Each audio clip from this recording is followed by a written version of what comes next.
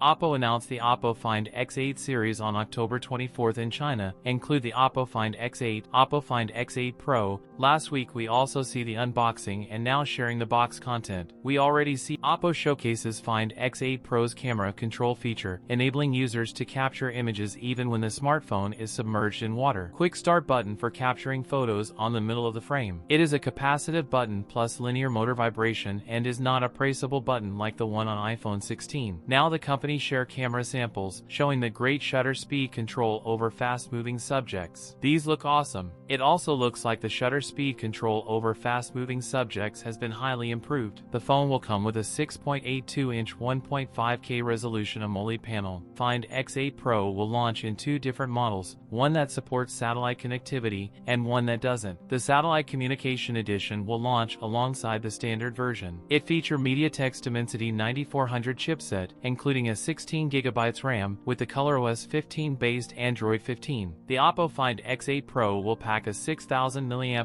battery. According to a previous rumor, the phone will be available in multiple markets, including India. That's it for today's video. If you enjoyed it, don't forget to like, comment, and subscribe for more content. Thanks for watching, and I'll see you in the next one.